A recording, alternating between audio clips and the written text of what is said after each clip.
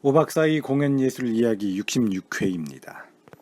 지난 회에는 제가 이철주 저의 북의 예술인 중에서 최승희 관련 부분을 읽어드렸습니다.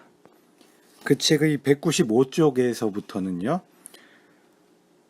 또다시 최승희 비판받다라는 제목의 절이 있습니다.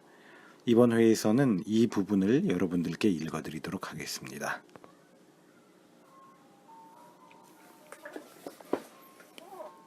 또다시 최승희 비판받다. 나는 수없이 작가동맹의 회의나 당의회를 방청했지만 작가동맹의 알력 관계에서 최승희가 영락없이 끼게 되는 사실에 대해서는 지금도 정확한 근거를 알지 못하고 있다. 최승희가 북괴의 국보적 무희임은 말할 나위 없다.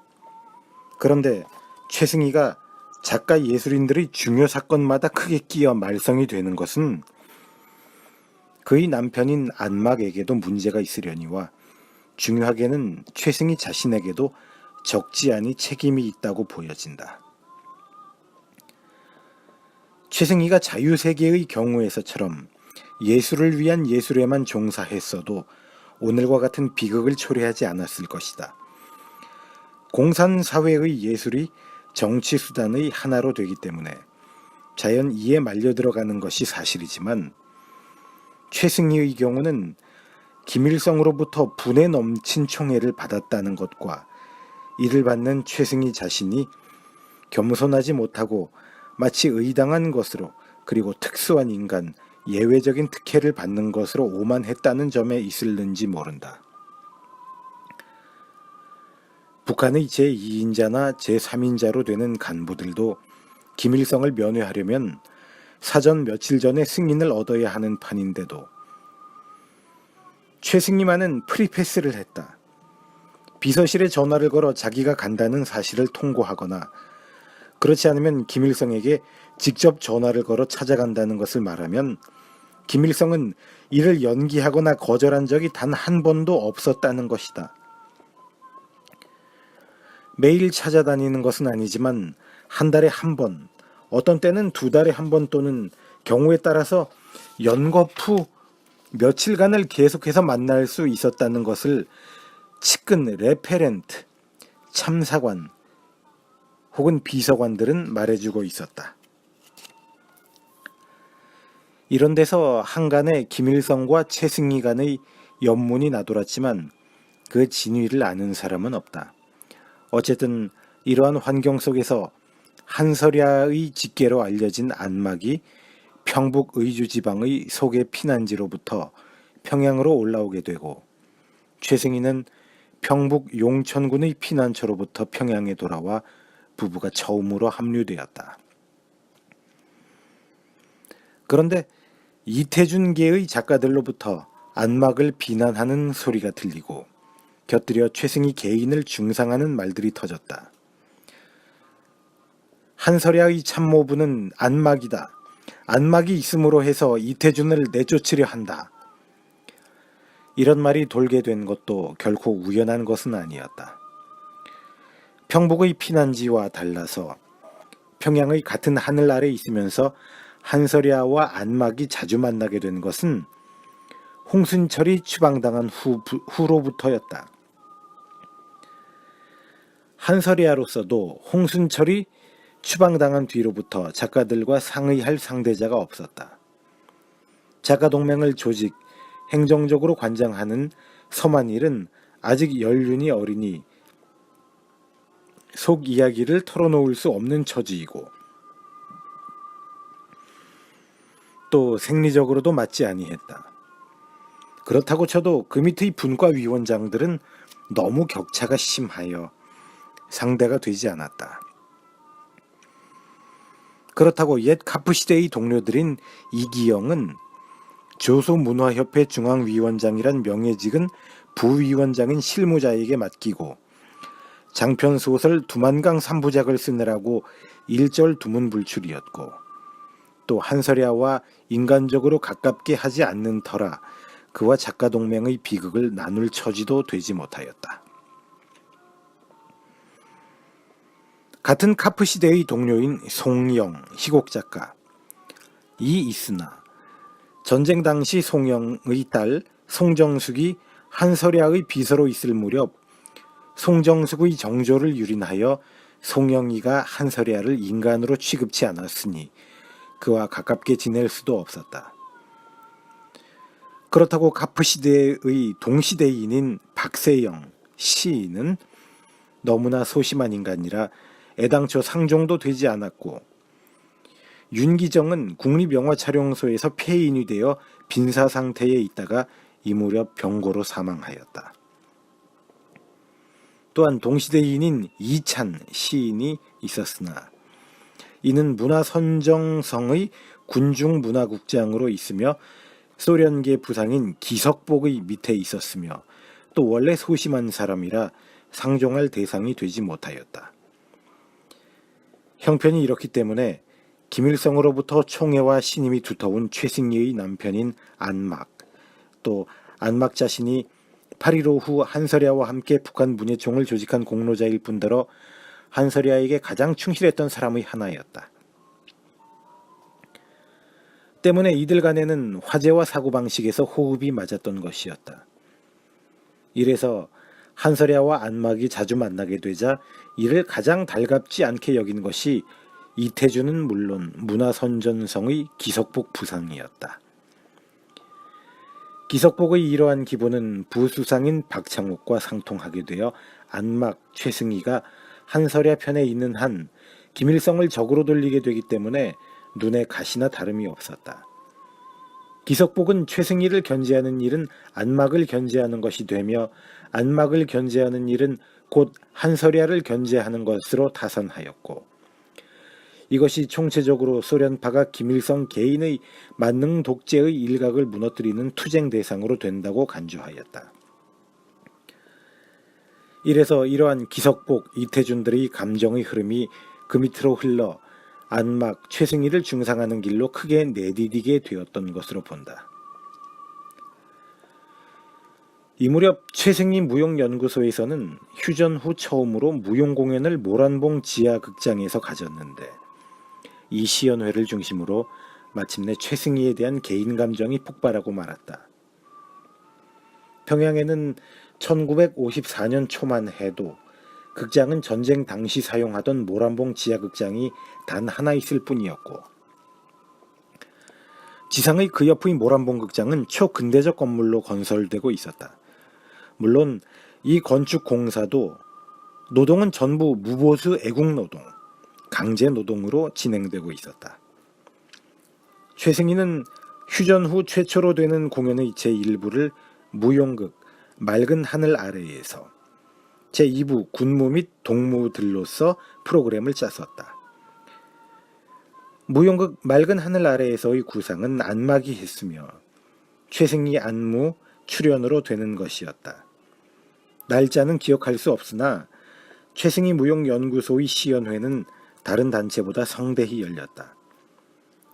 북한의 예술단체는 공연보다는 시연회를 더 중요시해오고 있다. 다시 말해서 시험 판정일이나 다름없는 까닭이다.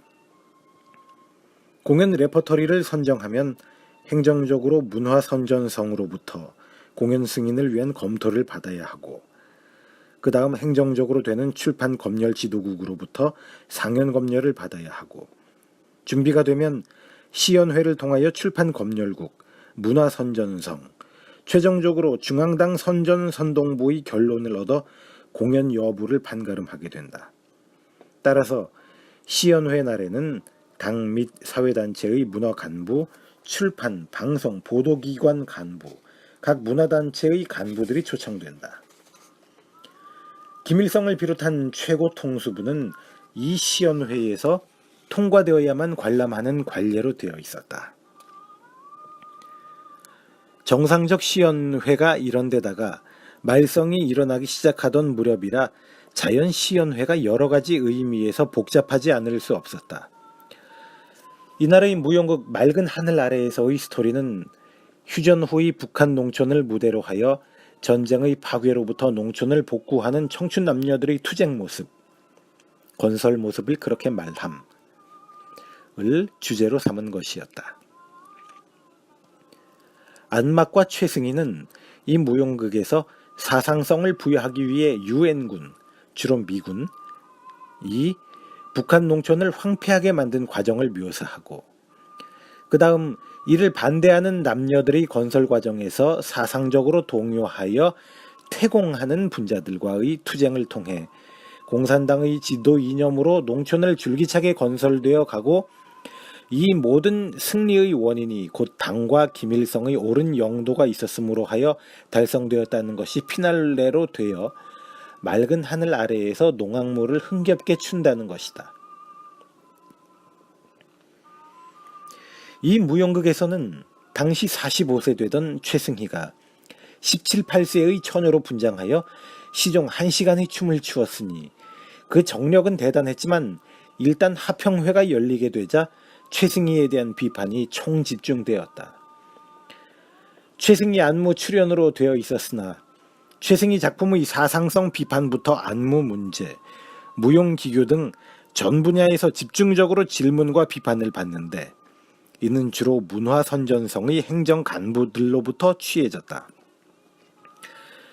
이봅세, 최승희 동무는 이 작품의 갈등의 중심을 어디에 두었음매?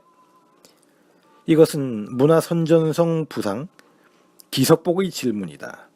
최승희는 무대 화장도 지우지 못한 얼굴을 들고 우물우물 무어라고 말했으나 들리지 않았다. 글쎄, 춤을 보면 농촌 건설이 틀림없겠는데야.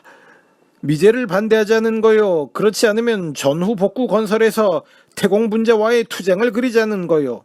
도대체 어느 쪽인매? 서툴은 함경도 사투리로 꼬치꼬치 묻는데 기석복의 질문은 정당한 것이었다. 작자의 의도는 알 수 있었으나 무용 그 자체는 산만하기 그지없었다. 하평회가 진전될수록 인신공격에 가까운 말들이 오갔다. 전 주로 예술 형상성 문제를 말하고 싶습니다.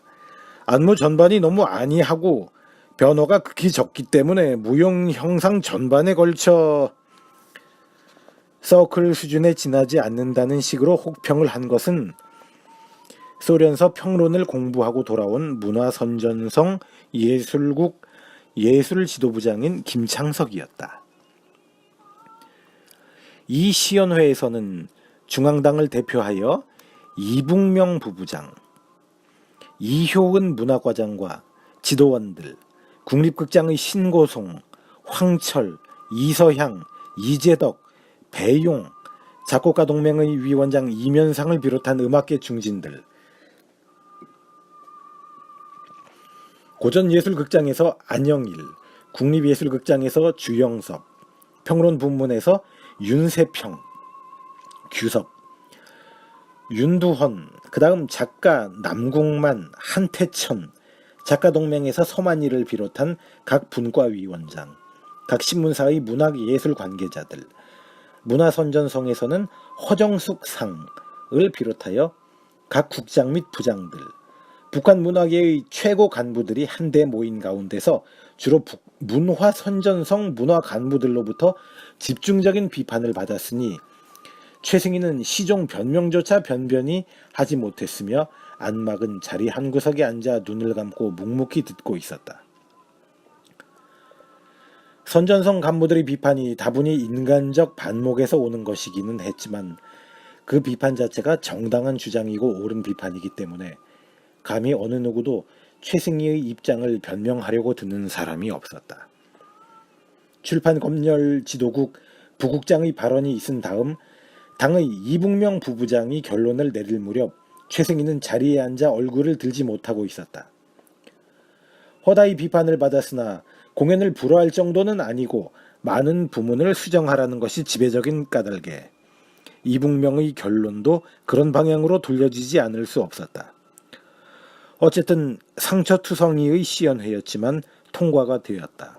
이러니 최승희로서는 평생 처음 당하는 모욕이라 하평회가 끝났어도 자리에서 일어나지 못하고 있었다. 이태준, 기석복 등의 첫 공격은 이렇게 하여 최승희에게로 화살을 돌려 시작되었으며 우선 제1차전에서는 성공한 듯 보였다. 그러나 이로 인해 북한의 작가 예술계는 또다시 전례 없는 커다란 파동으로 휩쓸려 들어가기 시작하였다.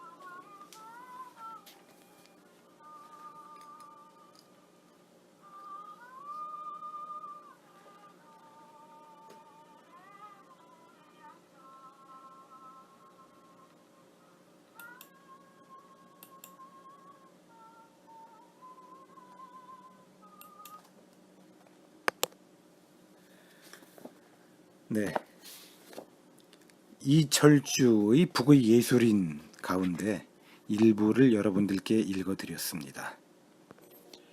보통 최승희에 대한 연구들에서는 최승희의 승리들만 언급이 되죠. 그녀의 창작 과정이 얼마나 승승장구하였나 정도만을 다루기가 쉬운데요. 방금 읽어드린 부분에서는 그녀의 창작 과정에서 있었던 순조롭지 못한 과정들에 대해서도 기술이 되고 있고, 또 그 순조롭지 못한 과정의 경우에는 인간적인 반목이나 정치적인 알력 등이 작용하는 측면도 있었다라는 것을 알게 되는 것 같습니다. 또 집단적인 노력으로 이루어지는 북한 예술의 창작 과정에 대해서도 약간 그 사정을 들여다볼 수 있게 해주는 것 같습니다. 우리에게 매우 낯익은 이름들이 이 부분에서 언급되고 있죠. 쟁쟁한 이름들이기도 합니다.